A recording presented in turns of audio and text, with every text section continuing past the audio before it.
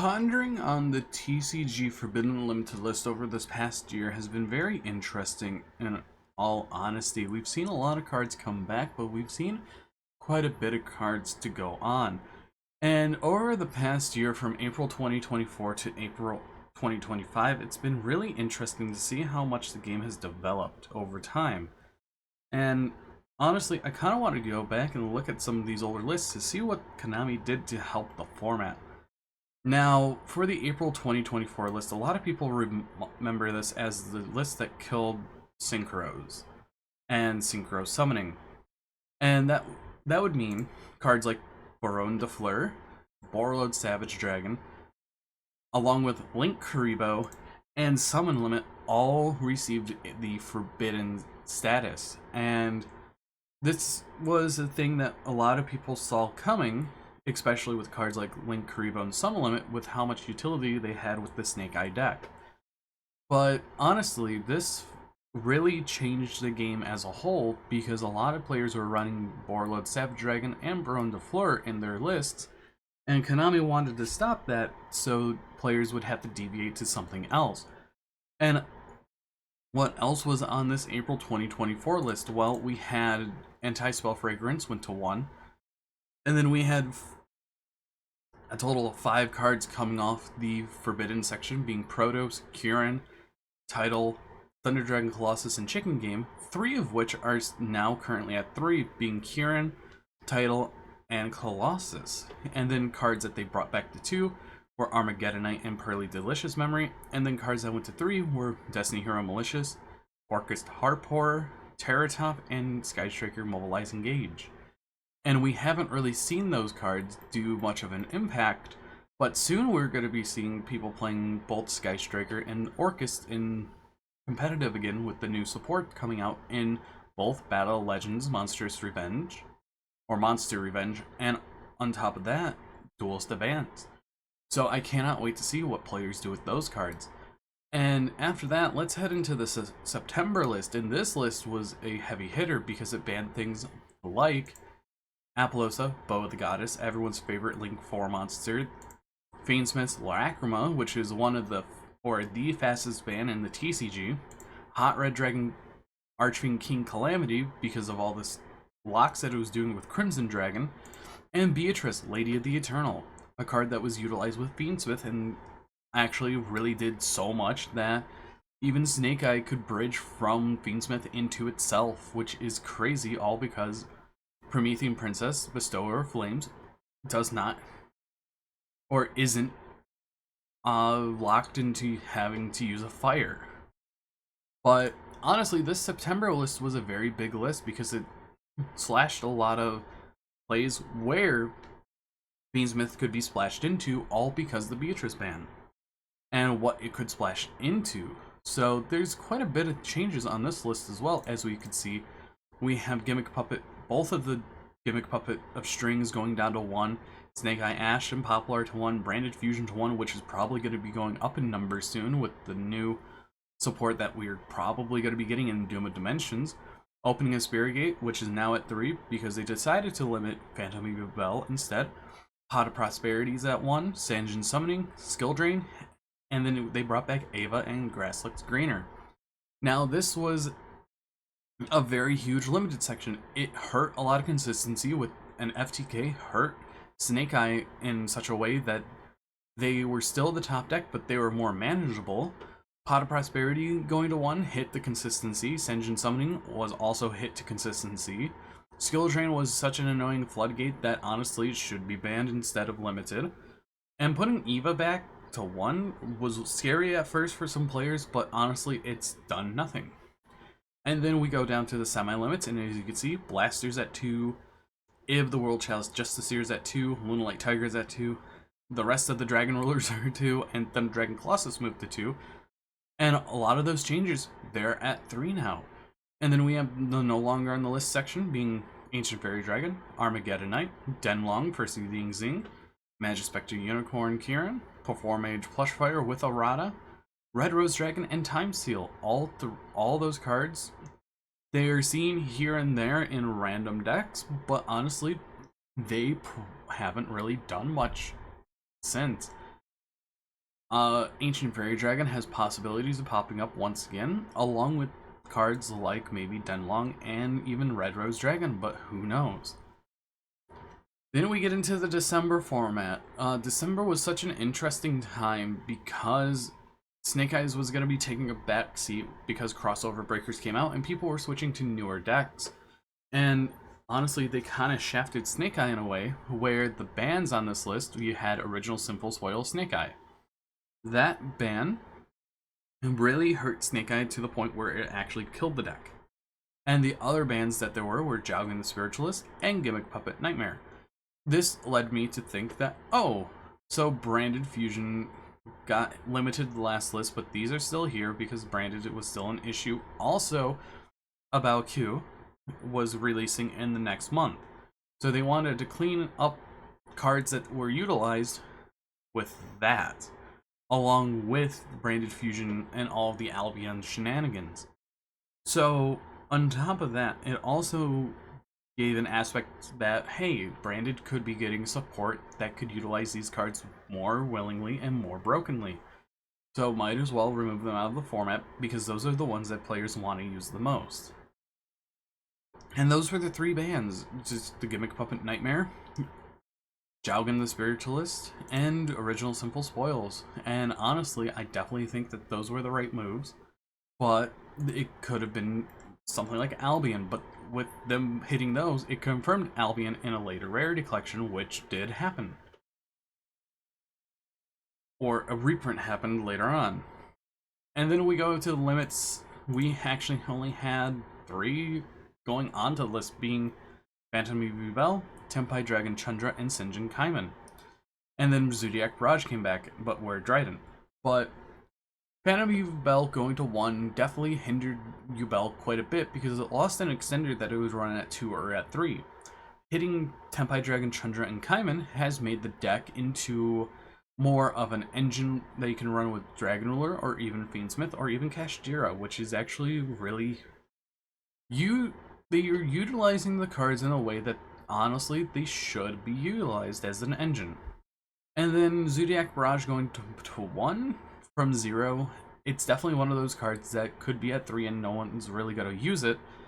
Especially if you're running something like Tri-Brigade Zodiac, where that deck is kind of just fallen off the wayside, especially if Trident was still legal.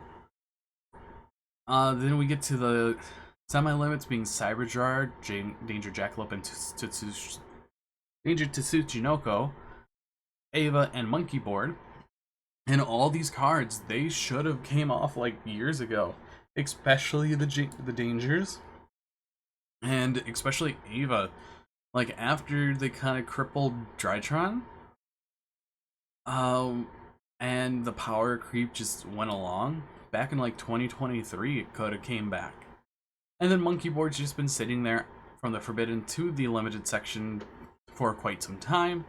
And now, even today, it's at 3. And then as we can see with the Unlimits, we literally have all 4 Dragon Rulers. We have Dino Wrestler Pinkertops, which is going to be super useful into the next format. We also have things like Ib, Lunalight Tiger, because we just got new Lunalight support. We have Opening of Spirit Gates because they put Phantom Yubel to 1.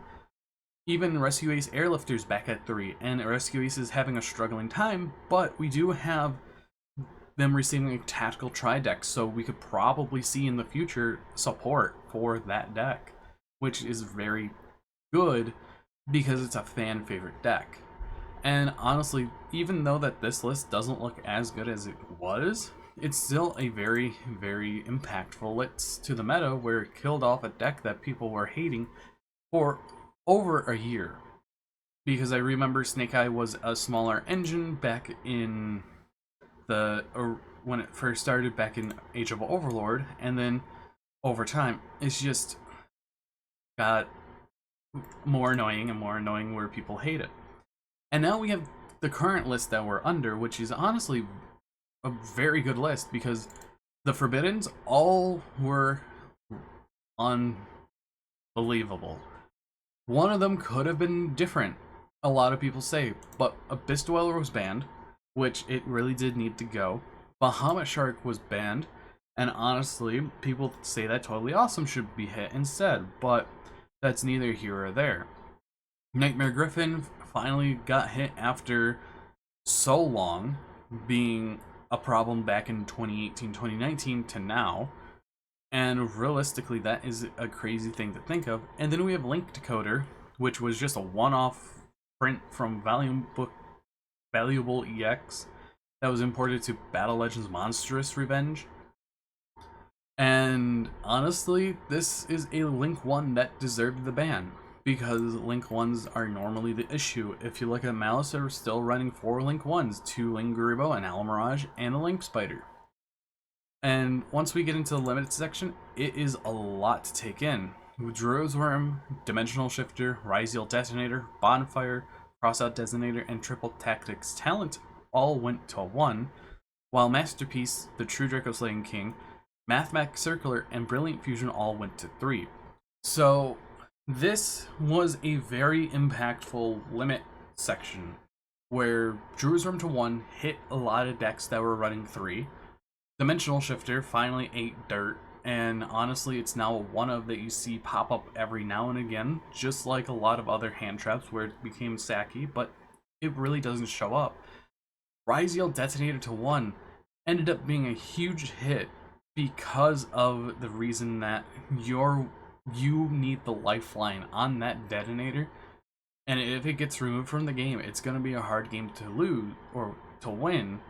But with the addition of Mitsurugi into Ryziel, it made the deck better, and where it's a little harder now to out the detonator if their board is all set up.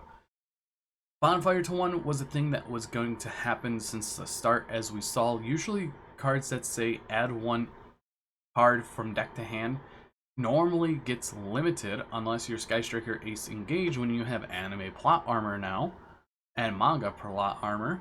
But we saw that coming. Crossout Designator was a card that a lot of people were angry about going down to 1 because it was a defense 2 hand traps, but people still have to realize that cards like Call by the Grave and Crossout Designator are used by decks that want to keep pushing forward and keep going, that are legit combo decks. And if the world was to go their way, every single tier 1 deck would have 3 Called by and 3 Crossout. And that is a format that I do not wish to see. Triple Tactics Talent to 1 was a huge hit to seeing hand knowledge. And the most 2 used effects were the Forceful Sentry effect, along with the Pot of Greed effect. So being able to look at your opponent's hand, get perfect knowledge of what they have so you can play around it, was really toxic. And then you also have the Draw 2, which definitely is a very powerful piece. And then the Unlimits Masterpiece went to 1, hasn't done a thing. I could see it and the Field Spell Dragonic Diagram going to 3, because they haven't really done much. Mathmatic Circular, a lot of people tested it out to see how things would go, and it ended up being like the power of the format has shifted from how Mathmatic is. Like when testing Malice and going against Mathmatic, it's like, okay, I have all these things just to stop you, and you just can't combo because I have all these interruptions. And that's how the format is, where Mathmatic can't really stand up to multiple interruptions. I would say about 5 or 6, which is crazy because Whitebinder also banishes 3 cards from the graveyard. And then we have Brilliant Fusion to 1. This is literally for the new Gem Knight support that we're getting in Battle Legends Monster Mayhem. And honestly, that is great, because Gem Knights were missing one of their internal pieces, and now we can almost play Gem Knights to its fullest power. All we need is Block Dragon to 1. Wink, wink. But this limited section really curved the game to a point where it feels better to what it was. And honestly, definitely thinking that we could see another wave of generic limits, but I don't think so, because it's not really much to hit. Because every time when I do a prediction video, it's just I'm running out of ideas of what to hit. It's just things that can come off at this point. But enough of that. Let's go to the the semi-limited section. I forgot how big it is. So Black Dragon Collapse Serpent, White Dragon Wyvern Buster, Morphing Jar, Unchained Soul of Shabara, and those were all the cards that came back, while you and also Snake Eye, Ash, and Poplar went to 2. But the cards that went down to 1 were X Ryziel, Ice Ryziel, and Sword Ryziel. That shot the consistency of Ryziel even more with the Bonfire limit. So that's that is total of 5 copies of consistency cards just out of their deck. And right now, Ryziel has, like, pure Ryziel has a little rough of a time because of the consistency issues where they now are mandatory to play Mitsurugi in their deck or even Fiendsmith. And then for the Malice side, you have Malice Dormouse, White Rabbit, and Malice in Underground. Those 3 hits did a number. And honestly, it still made it where the deck's still good, and it's still potent, but people are remaining and citing 6 to 9 cards just for the deck, so that's the main fall-off point for it. Especially with the new cards from Alliance Insight, it plays into Drollmore from backup Agnister, and it plays into Ghost Spell with Wizard Agnister, so there's quite a bit of things to take into consideration on that.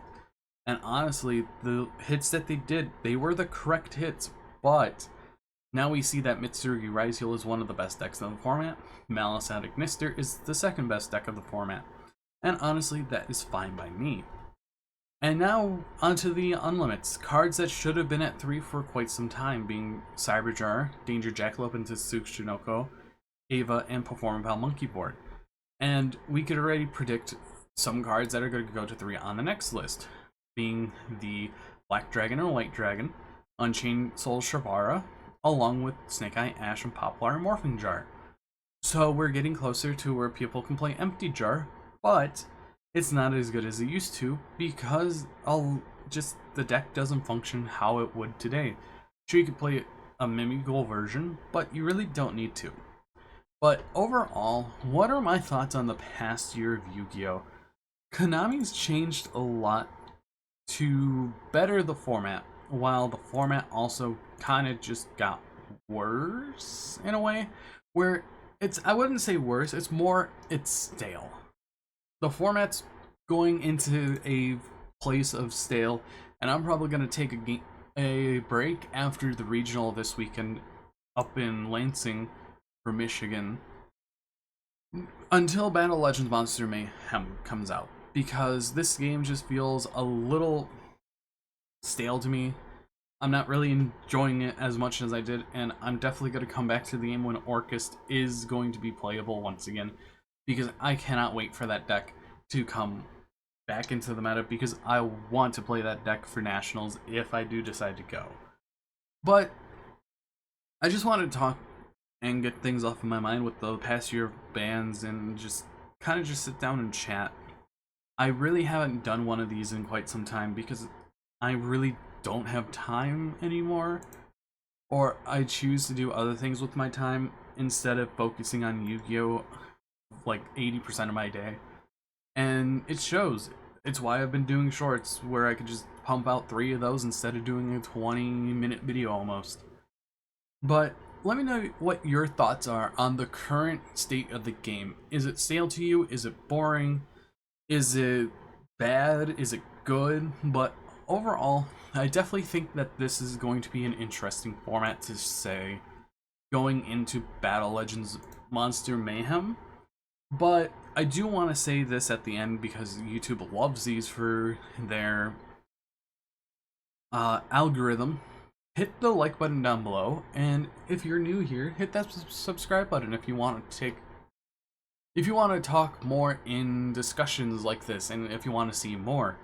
I also do have memberships on this channel. The lowest level that there is, which is the only level, being the sprites level, that is $1 a month, which gives you the loyalty badge, which is an axolotl that you see in the video, and it changes colors as the months go on.